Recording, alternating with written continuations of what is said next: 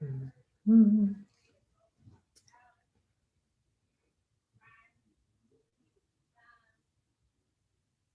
you guys are coming. We just see lots of names and black squares, but very few people. See Luis. Hello, Luis. Wonder if that's on our end or slow coming through. Maybe today's a busy day on Zoom.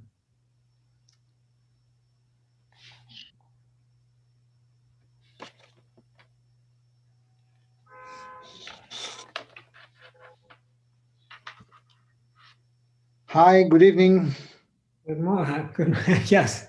Good evening for you and good morning. I'll show you how nice and blue and sunny it is. You can see we had to close, well, not fully close our blinds, but it's a very nice summery day in San Francisco in January. It's probably going to be, I bet you it's going to be 20, maybe 22 degrees today. Let me see, in Celsius. It's irregular. It shouldn't be this warm right now. That's spring. Kind of feels like spring. Yeah. The tree, in fact, you even see some of the vegetation and the flowers, they're like blooming. They're totally confused. It's like, what's going on? Too early, isn't it? Well, much too early. Yeah, today's going to be 19, but tomorrow's going to be 22 degrees. So this is not normal here in January.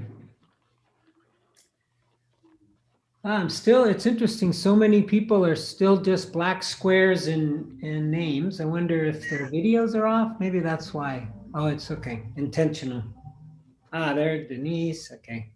I like that better. And also, as one of my teachers says, it kind of creates a sense of community and Sangha when we can see each other. One of our Sangha members, who's not on the call, but she's been really missing, the face-to-face Sangha. And at least with Zoom, if we have our videos on, we have a sort of face-to-face. Screen to screen or something. Yeah, it just keeps kind of going and going, this new life we live, this confinamiento. And I hear the toque de queda is, at least in one of your provinces, is now 10 p.m. It's earlier, Castilla León, I think. Yes, I think it's 8. 8 o'clock. Oh my Yes. God, that's so early. That's that for you guys. That's afternoon. That's not even evening. Well, In the United States, after 6, it's pretty much then it's evening, right? Yeah, after 6. But I think in Spain, it's like after 10 before it's evening. Yeah, in Navarra, it's after 11. Wow. That's bedtime. That's the next day almost. Like morning the next day. Well, good. Well, it's so good to see you. We will do a little meditation and then afterwards continue talking about the Noble Eightfold Path, where we are still on right effort. And we'll talk about the wholesome qualities next. And maybe we'll get to the next factor, which is right mindfulness. Although I'm gonna take a poll on this, because within right effort is just a gem of a list called the 7 Factors of Enlightenment, one of my favorite lists of them all. And so and you don't need to think about this during the meditation, but if an answer comes up, I was thinking we could either then kind of take not a detour, but explore the 7 factors of awakening enlightenment, now as part of right effort, or we can finish up the Noble Eightfold Path and then circle back and do the 7 factors. And there are a fair amount of overlap. But we'll talk about that after the meditation. Anyways, good. Okay, let's make sure everybody is muted so we don't get any more background noise.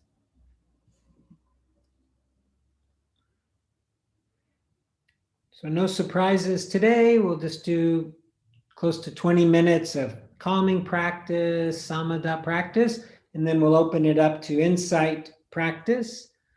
One of my friends says that there's a group of Spaniards who want to open up a center in Spain that will use the English word insight. It'll be an insight meditation centro, un centro de insight. And I thought it was interesting that they're going to adopt that word because there really isn't a good Spanish word for insight. Intuición, but it's not quite the same. So it sounds like they want to adopt the English word, or we could say vipassana, Pali word. Anyways, we will do a little insight practice, vipassana practice in the final 10 minutes or so.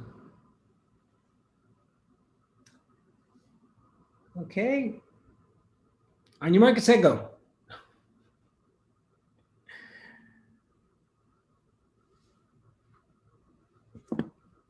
Okay, so we find a comfortable posture.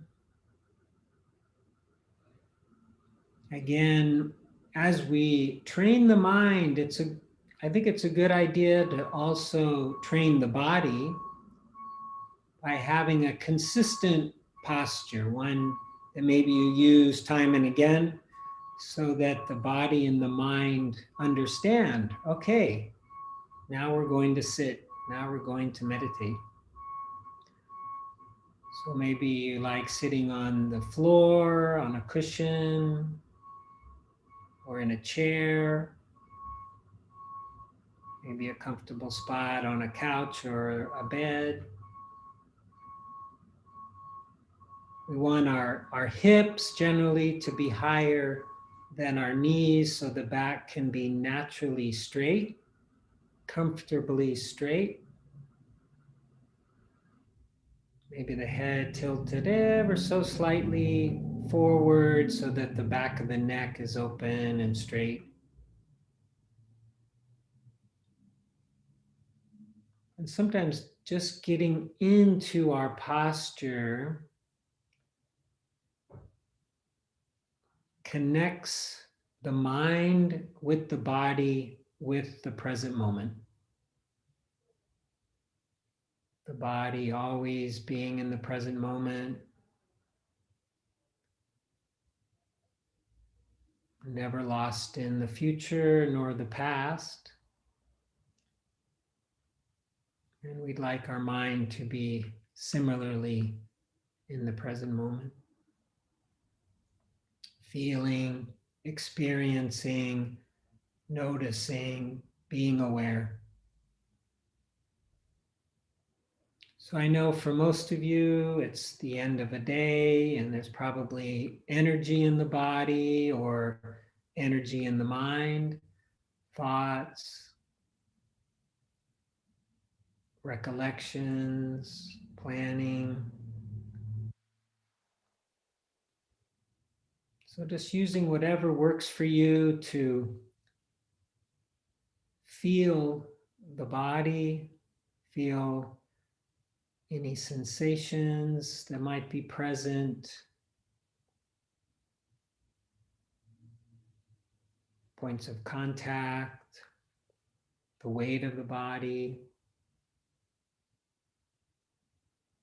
Or maybe you go straight to the breath.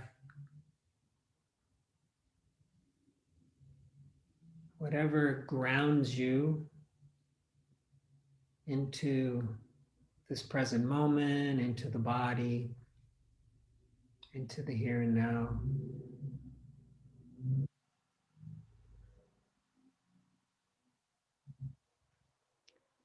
And of course, the mind will want to think, especially if it's been thinking all day long. It's hard for it to shift gears quickly. So we don't push the thoughts away. We just try to let them go. Feel the body. Again and again, we come back, training the mind. Even asking the mind, requesting to the mind to stay present.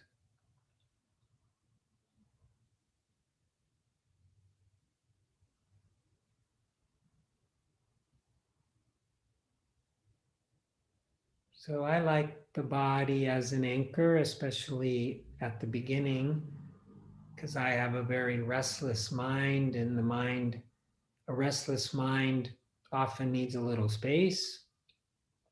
So I use the body, but probably more common is the breath. And if you're a little sleepy, a little drowsy, a single pointedness can generate energy. So maybe you use the breath as an anchor, some place to come back to again and again, training the mind. So we pick a spot where the breath is noticeable, maybe even pleasant to feel, to experience, to notice.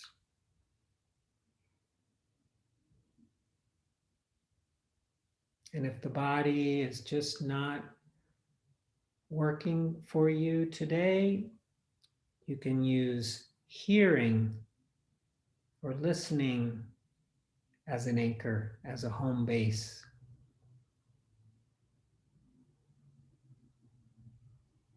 Just a receptive, waiting for sounds to enter into the ears, touching the eardrums. And if you want to use labels to help you track your experience to stay present, those are always available. Simple one-word names, inhaling, exhaling, or feeling, sensing, thinking, returning. So let's just practice like this for a while.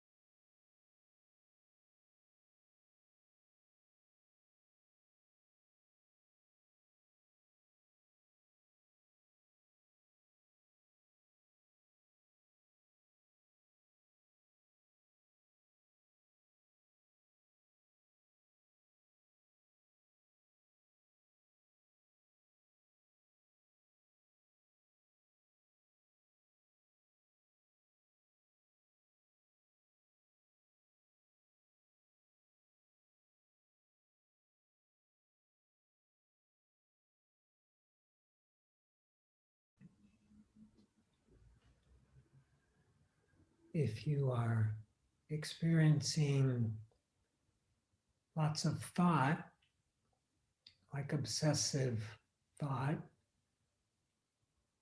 you might try dropping into the body, especially the trunk of the body, the belly, the chest, and feel around for any emotional or physical sensation that might be generating that thought or connected to that thought. And if you find anything, just feel it, experience it, so long as it's not too intense. If it's really intense, then maybe just feel around the edges and see if that calms the mind a little bit.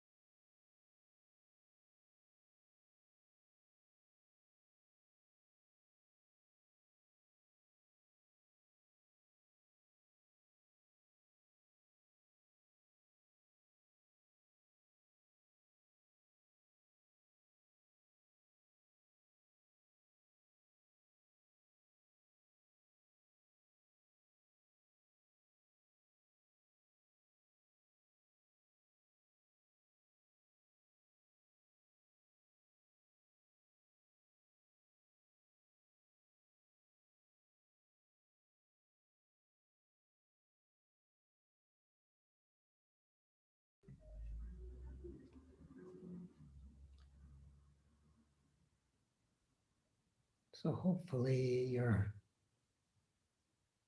feeling a little more centered, the mind a little more calm.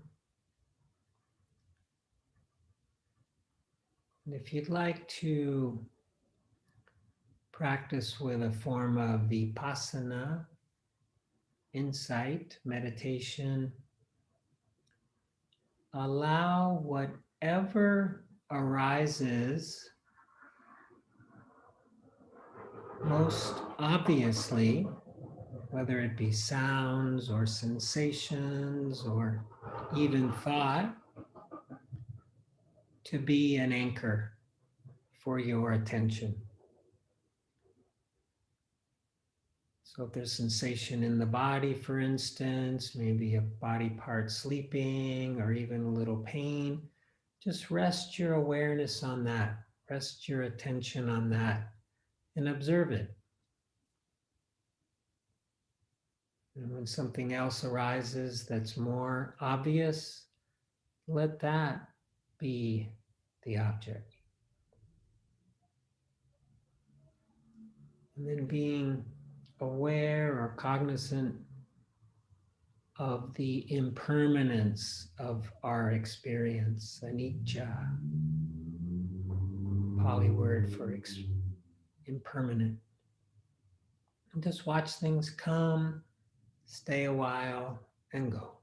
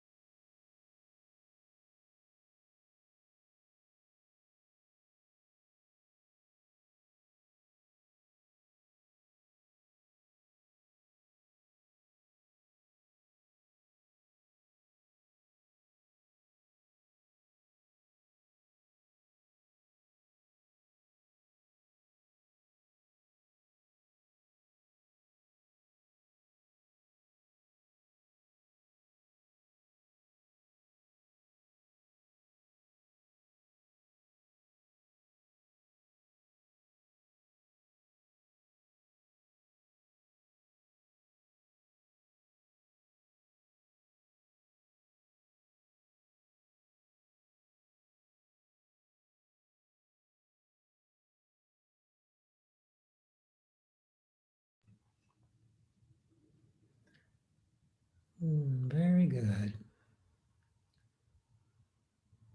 So no matter where the mind has been, whatever practice you've been doing, let's finish up by coming back to the body. Maybe centering the attention in the area of the heart. Feeling that space, the heart center. And thanking ourselves for our practice, the goodness of our practice.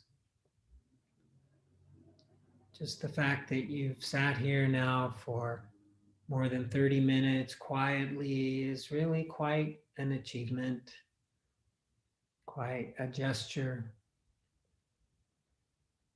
Thanking ourselves for that and thanking everybody else on this call, and maybe those even following along at home on YouTube.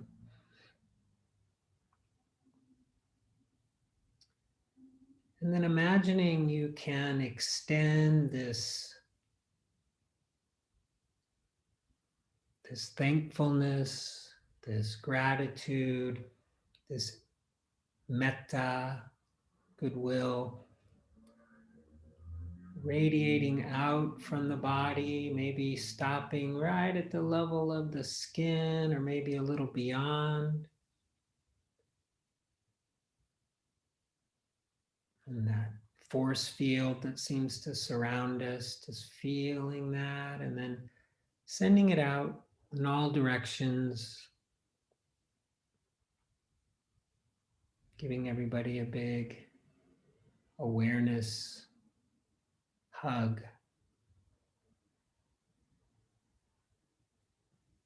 And when you hear the sound of the bell, as always, again, just noticing whatever arises in the body, in the mind, in the heart.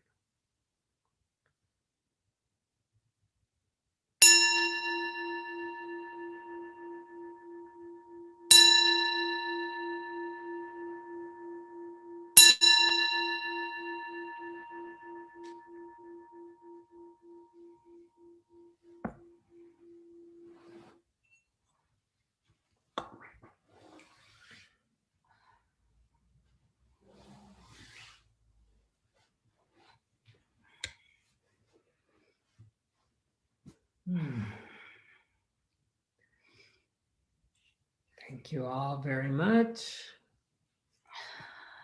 Practicing with us.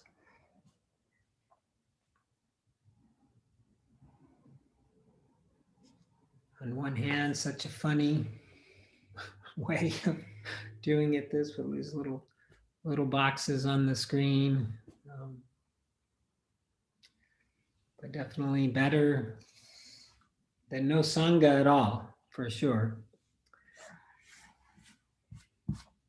You know, here we're very, Nacho has to leave. Bye, Nacho. Oh, where do you see? He's over there. You know, here in the Bay Area, we call it, in Northern California, there's a very healthy Buddhist community, and there are sanghas almost every day, possibly, or every evening, and then also in the morning. And of course, they were in person, and now they're on Zoom. And I'm just not so sure how life would be without them, for me anyways. I attend them regularly, more like you guys are attending this one. I'm not leading, I'm just another participant, just another student. But they really hold me especially during these very challenging times.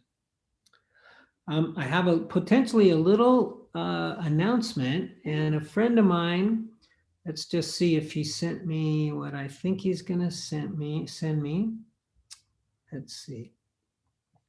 Okay, so there's an online course that's going to be coming out of the Universidad de Zaragoza which is going to include Bhikkhu Analayo, who's somebody we quote very often. He's a monk who lives in the United States, but teaches in Spanish. He teaches in Italian.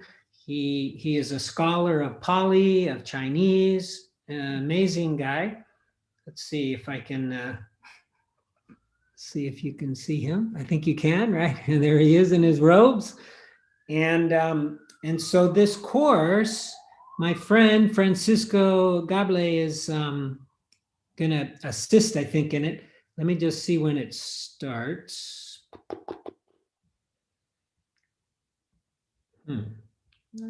Doesn't say. Here we go. So- Dice 17 de febrero 17 de febrero, and it's a year. Oh wait, this is, hasta el 14 de abril. but it's only 21. I thought it was, he said a year and a half. Oh, so maybe there's a short course. Oh, okay, maybe there's a short course. Now this one I might do for sure.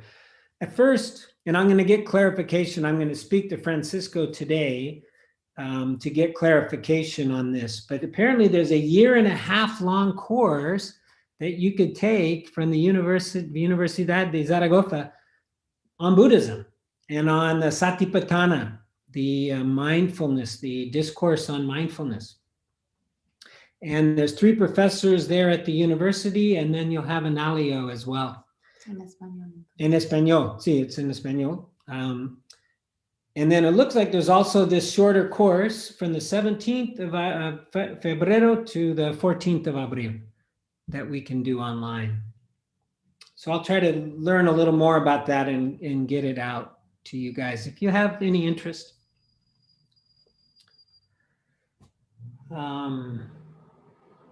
Yeah, and on our end, we're in the mode of trying to come back to Spain. Not that it really matters because we'll still just be on Zoom probably, but the things that I'm trying to clean up had a little bit of a setback, not in terms of success, but timing.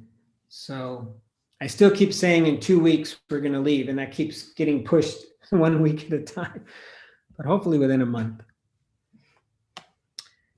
Anyways, yeah, so we'll go back to the Noble Eightfold Path, and I hope you guys have been enjoying this. And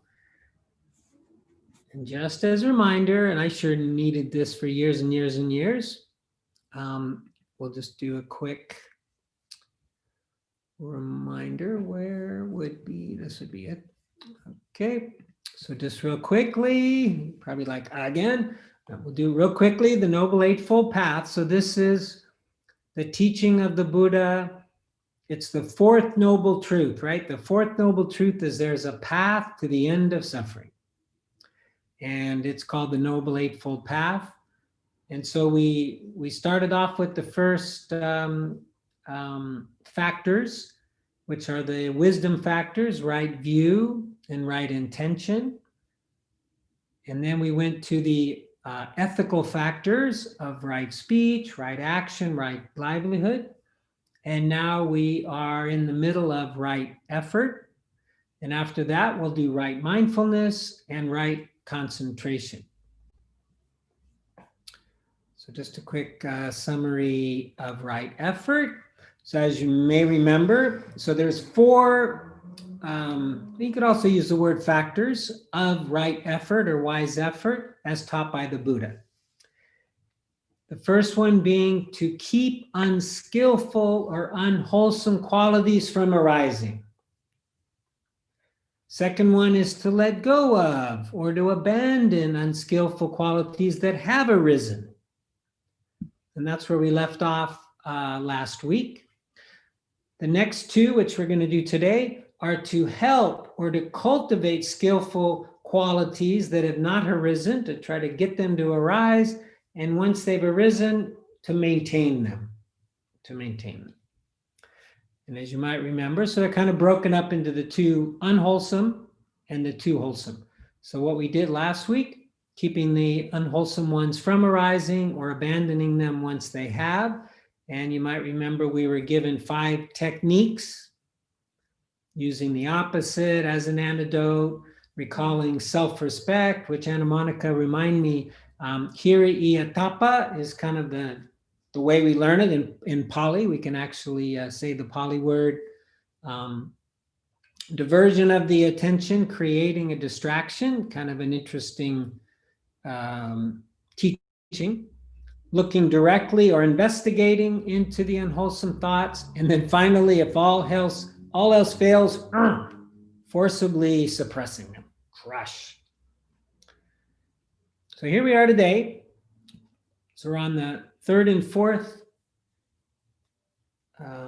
teachings or factors of right effort, and that is helping skillful qualities arise that have not yet arisen, and maintaining skillful qualities after they have arisen. So now I'm going to go to Bhikkhu Bodhi.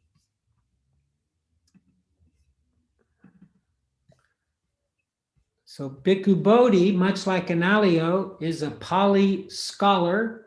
He reads and understands Pali and then does his own translations. He's probably in his mid-80s now, but you can find him on YouTube. He does regular talks on YouTube. Bhikkhu Bodhi does. So this is basically a translation. This is what I've highlighted here. Herein, the disciple or the bhikkhu, right, the teacher or the student, rouses his will to arouse wholesome states that have not yet arisen, and he makes effort, stirs up energy, exerts his mind, and strives. I found this very interesting because most of the teachings, or most of the time, teachers will say, especially with mindfulness, we just want to notice, we want to let things be. So it's interesting to see, exerts his mind, stirs up his energy, and strives. A little more striving than I thought is normal, but this is how he translates it. So these 2 factors are, and it isn't like the Buddha said, okay, these 2 factors are the 7 factors of awakening, but I think the translators have assumed even that this is what the Buddha was trying to say. Because what he says, it says here, I'm going to cover this, it goes, the Buddha lays stress on a set of 7 factors, which is kind of interesting. I guess that's pretty darn clear, the way he's put it. Lays special stress on a set called the 7 factors of enlightenment. This is one of the most common lists that you will see in Buddhism. I think it's also shared in the Mahayana school.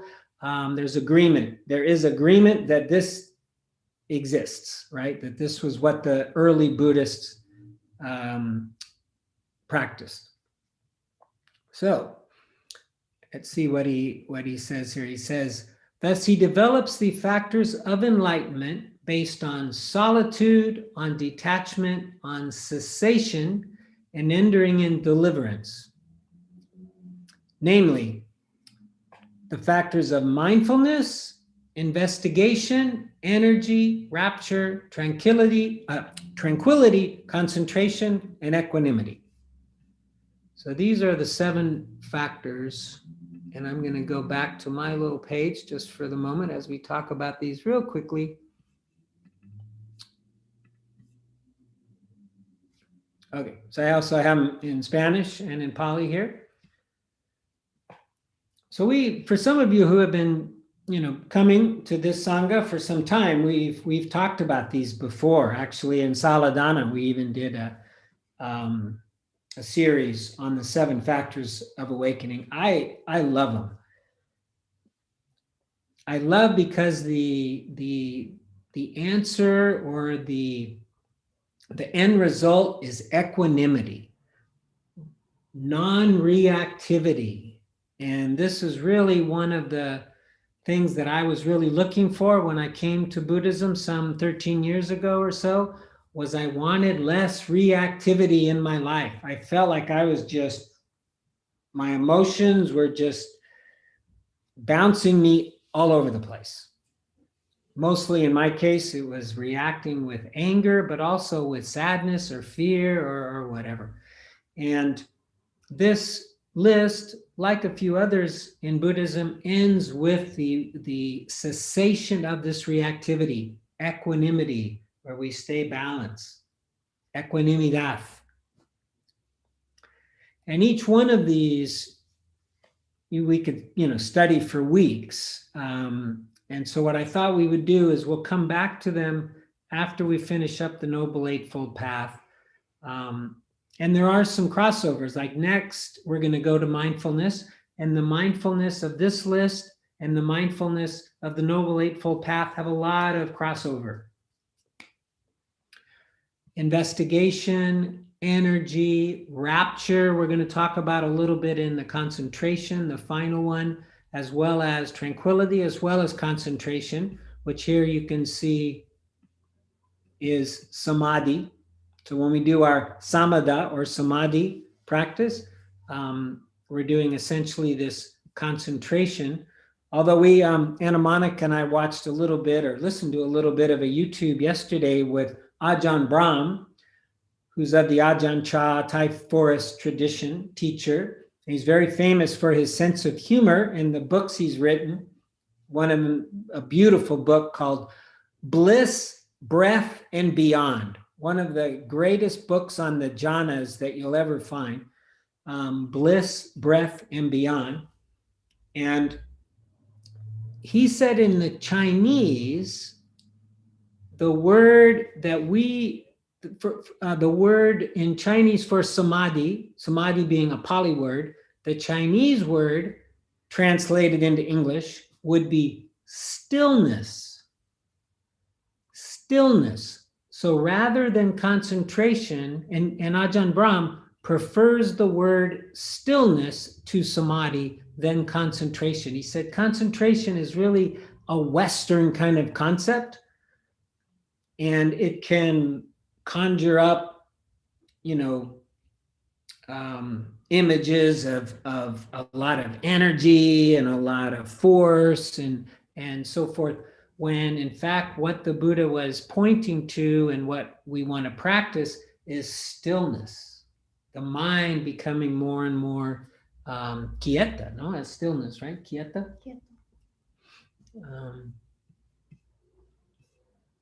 So those are the 7 factors, which we will get to after we finish up with the Noble Eightfold Path. So I'm going to go back to real quickly, Bhikkhu Bodhi. So I'm just kind of skipping through the 7 factors because we're going to come back to them. And I'm going to just finish up with the 4th, which is to maintain arisen wholesome states.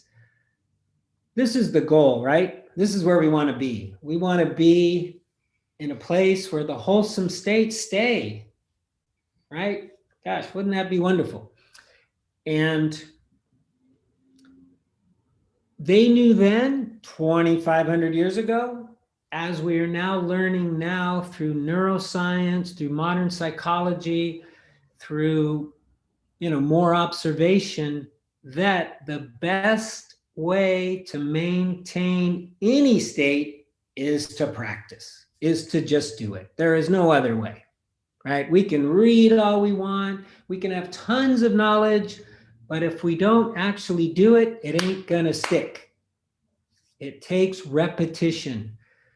One of my favorite teachers here in the Bay Area is a man named Rick Hansen, and he wrote a book called Buddha's Brain. Buddha's Brain. It was quite popular, still is. And he's all about cultivating the good. Because our mind has a negativity bias. For survival purposes, the mind is much more preoccupied with threats than it is to happiness. And this is just part of how our brains are wired. And so it takes a bit of effort to get it to focus on the good. on the wholesome. But the more we do it, the more it'll stick. That we think and ponder upon becomes the inclination of the mind. This is the Buddha. So we just have to keep doing it, keep doing it, keep doing it. So here I've highlighted the endeavor to maintain, right? That's what I would try to say this Pali word, but it looks a little long. I'm not going to try. So keep firmly in the mind a favorable object of concentration that has arisen. So there's nothing wrong. In fact, it's a good idea that if there's something you like the breath, maybe the body, could even be an external thing, sounds, use it. Go with what you like, right? You don't need to push uphill. You don't need to fight with, the mind's already got a negativity bias. So you don't need to go with pain or whatever. You could go with something nice, something you enjoy. The work of guarding the object causes the 7 enlightenment factors to gain stability and gradually increase in strength until they issue in the liberating realization. This marks the culmination of right effort, the goal in which the countless individual acts of exertion finally reach fulfillment. I mean, you could almost say, okay, we're done now. We only need the noble sixfold path. This almost feels like we're there already, right?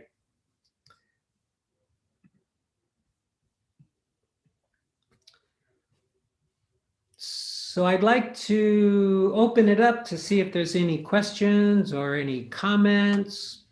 If anybody, or some misunderstanding, because I know this can get dense and kind of complicated and wordy. And it can be so useful just in our regular lives. And probably the thing I'd really add is a caution that the last thing we want is too much expectation, right? Because that is an unwholesome state of mind. So let's say we're trying to cultivate wholesome states of mind. We're trying to keep them arisen, that have already arisen, and there's a voice in us going, you have to keep them arisen. What is wrong with you? You can't keep them arisen. Well, now we're back to the first one, right? We've got an unwholesome mind, also an unwholesome state of mind. It has to be nice and gentle. Some striving, as the Buddha said, but not too much. It's so important, balance. So important that you find what's the right amount for you to allow the wholesome, because it's allow them to arise and then cultivate them, much like we would cultivate our garden. We cultivate them so they stay. And if we push too hard, it'll have a contrary effect. So you want to be gentle, like we're dealing with a child or a puppy dog or, a vulnerable being, because that's our mind is pretty vulnerable. The ego will be like, the more you kind of push on the ego just pushes back. And I get these emails from Ram Dass. Of course, Ram Dass is passed now, but from his team, things he has said over the years. And I just got one today about the ego. And he said, the idea is not to kill the ego or to destroy it or to throw it away. He said it's to work with the ego. Make it our friend and work with it. And so we just watch how, the ego will react. And then we just try to be gentle with it, treat it like a child. And that alone is a wholesome quality. We have now cultivated a wholesome quality is arising when we are gentle, when we are kind, especially to ourselves, especially to our minds. Not that our mind is necessarily here. We often think it is, but it actually might be here. Who knows, might be over there. Not sure where the mind is exactly, but okay, I've talked enough. Is there Anybody would like to say something, add something? Yes, Yes. Denise, please. Yeah, hi. I have a question. So, like, I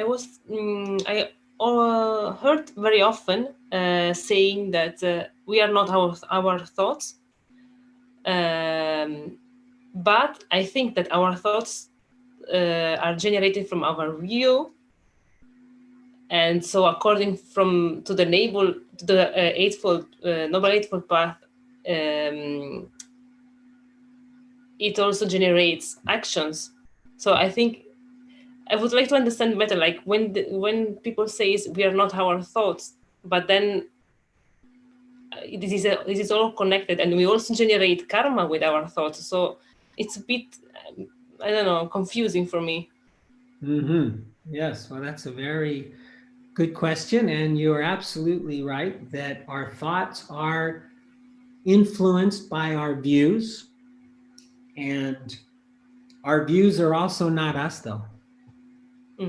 None of this is us, right?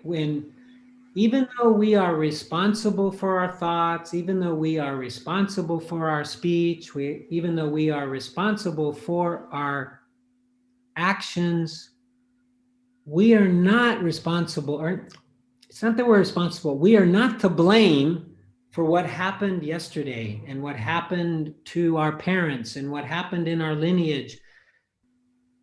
This is karma.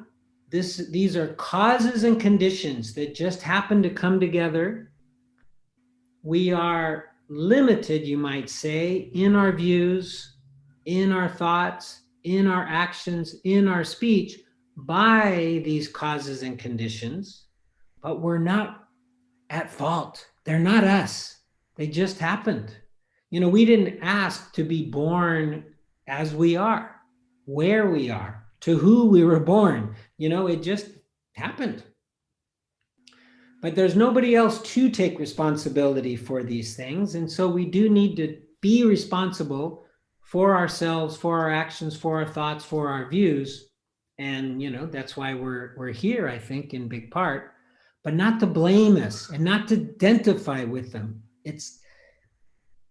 It's such a core confusion when we think that we are our thoughts, or we are our views, or we are our nationality, right? I'm a Spaniard, I'm an American, I'm an Argentinian, whatever it might be. This just causes suffering.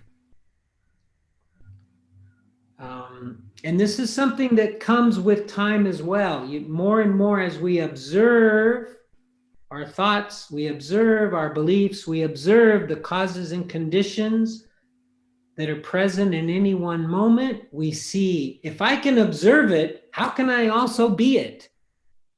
It's like, how can you be both?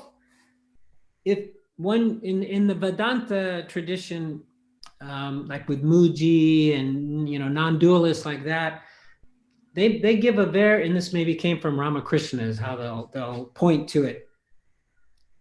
If you can observe it, it can't be you. You can't be an object and a subject. And so we can apply that kind of test to whatever. Can we observe our beliefs? Well, yeah, we can, right? There they are. I believe, okay, something exists. Can we observe our thoughts? Yes, we can. Can we observe our bodies? Yes, we can. Therefore, these things are not us. These are objects. And so eventually we start, because we start off, we're just enmeshed with all these things. We're confused. And we think we are our bodies. Oh, I'm guapo. Okay, this is me. No, you start to learn, no, this is just causes and conditions that came together due to the genes of my parents. And, this is how I ended up. It's not me. But I'm able to observe it more and more, separate it, kind of disentangle it, disenmesh it. Is that a word? I don't think that is. Unmesh it, right? Like spaghetti, you take it out of the bowl, and then pretty soon you've got the noodles. And then we start to notice that, and this is getting a little, I'm going to say this anyways, Buddhism Buddhism and like the original Hindu beliefs of which Buddhism came out of differ in this one fundamental way, in that in the Hindu philosophy, we are all part of God. We are all God. We are God. Okay. While in the Buddhist one, the Buddha didn't go that far. He more said we are empty of any intrinsic self. But from either whether we're God or whether we're empty, we are really just this observing self, this observing point of view that is pure, that is kind, that has no judgment, has no agenda. It's just pure consciousness. And the more we practice, the more we realize that is so. That's one reason I really like the awareness of awareness practice, is because it's kind of putting us in that place where we're just awareness. And we start to realize, yes, this is my true nature. Awareness, nada más. And all this other stuff is just causes and conditions coming up. Denise, I don't know, was that at all helpful? Yes. Yeah, it's difficult to understand, but yes, you cleared it up. It's difficult to understand and even difficult to believe. It takes time. But the more we practice, the more you start to see that it is so. And this is the reason for the Eightfold Path, is to see clearly, to see the true nature of things. When we get into the 7 factors, the investigation, the second factor, is so that we can see clearly. And this is one of the things you see, that we are not our thoughts. We are not our beliefs. We're not our bodies. We are pure consciousness, really. Thanks. Yeah. Thank you for the question. Anybody else have, yes, Damien. This is getting slightly onto it is getting onto the 7 factors, which I know you said we're going to talk later, but when you were talking about the translation, was a Chinese translation of samadhi, that you said is kind of more like stillness. So how does that differ from stillness to the tranquility of the other factor? Are they concentration is more like stillness? What's the difference between those two?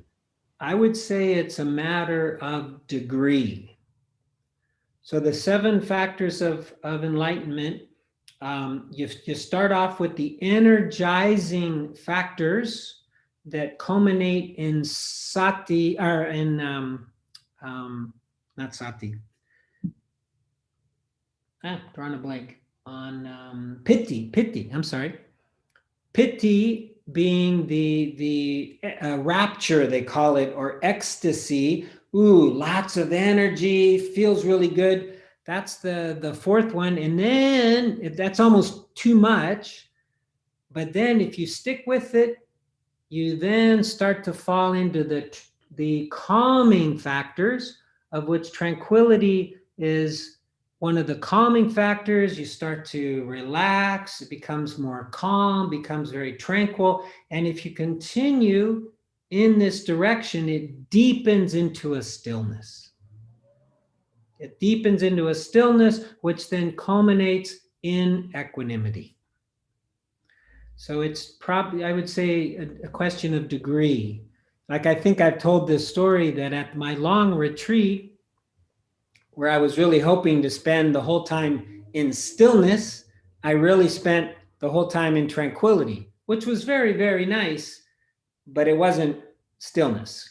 It was very tranquil. In fact, I would complain to my teachers, I've never been this tranquil for so long. This is very weird. I was tranquil for like weeks. It was, in fact, it was interesting. I had a pleasurable buzz in my body for months after that retreat. It just ended a couple months ago. It just kept on going. So it was very deep, permeated the body is what the Buddha wants the tranquility and all these factors to permeate the body. And it did that. It took months before it went away. It was quite amazing. But the difference between tranquility and stillness is a matter of degree of the stillness.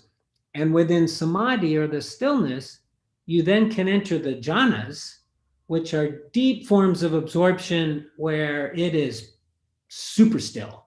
In fact, you get into the formless, which I've never experienced, but I've read about, where there's just a data consciousness and nothing more. It's like the body, everything just disappears and there's just consciousness. That's it. I have a little too much ganas for that. And they say if you have too much ganas, you can't achieve it because it's desire, and I'd love to experience it someday. So I hope that was helpful. And yeah, we will talk about it more after. Yes. The passage and the trajectory from one to the other, that explains it.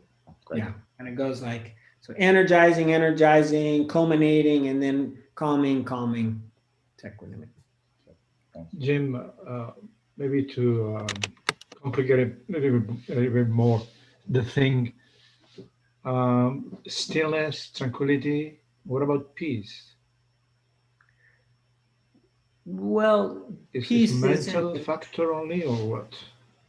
Yeah, at least in the 7 factors, I don't know anybody who's actually translated the Pali to the word peace, but I can tell you that peace and contentment are qualities that arise in that tranquility factor.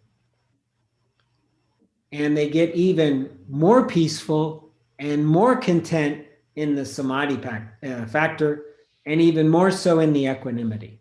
So you really start to feel the peace in that tranquility factor coming out of the piti, out of the rapture, because that one is not so peaceful. That one, in fact, can be quite energetic. But then you enter into the tranquility and you really start to feel that peace. Really starts to come. Okay. Well, good. Well, thank you for having these questions, and I just love talking about this and practicing it. So we'll continue on. Why don't we finish up with a little metta meditation, and then I'm happy to stay and form some small groups for those who might be interested in connecting with other people.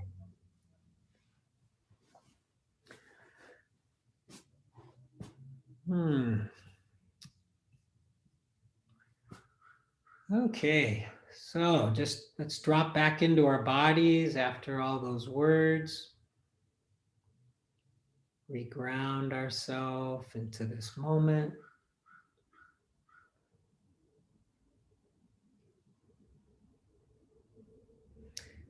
Just a quick aside about metta, this practice, this is also a very common and useful concentration or samadhi practice. It can be, where you just keep on cultivating goodwill, keep on cultivating loving kindness, and letting it become the object of your attention. But we'll do a short one now. So starting with ourself, receiving loving kindness. May I be happy.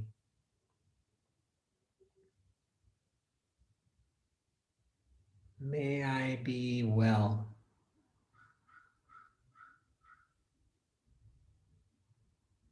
May I be safe.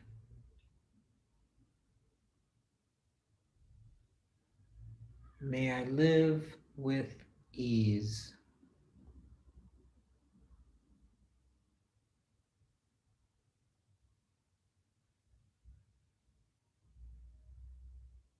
And for our second group, let's go back to those people who are on the front lines of the pandemic, nurses and doctors and technicians, and even those people just doing their jobs and being at risk, and maybe anybody who's been affected by it, lost anybody to it.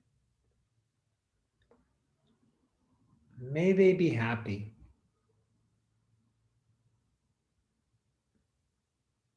May they be well.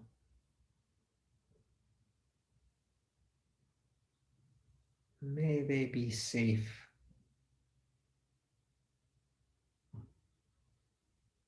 May they live with ease.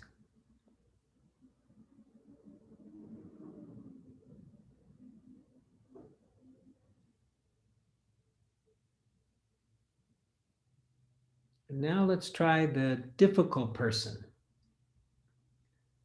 Somebody who maybe said or did something or didn't do something, caused a little hurt. Maybe we have a little resentment. Let's bring this person to mind. May you be happy.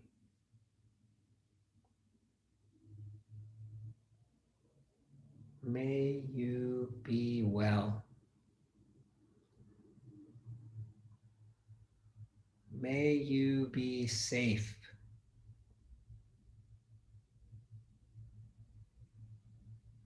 May you live with ease. And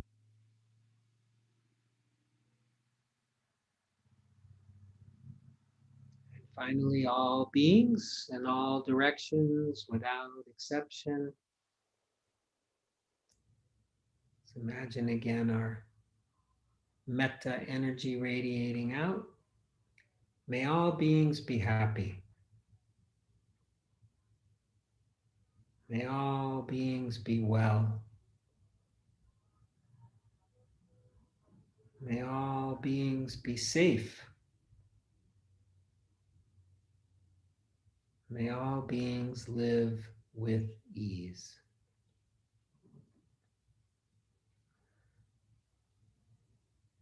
And finally, let's dedicate the benefit, the merit of our practice today, the teachings, our Buddha nature, and our Sangha. Dedicate this to the benefit of all beings. May all beings be happy and peaceful, healthy and strong, safe and protected. May all beings be free from suffering and the causes of suffering, free from war and violence, discrimination, racism, and free from coronavirus. And may all beings find their path, their camino, towards the end of suffering, towards liberation, towards freedom. May all beings be free.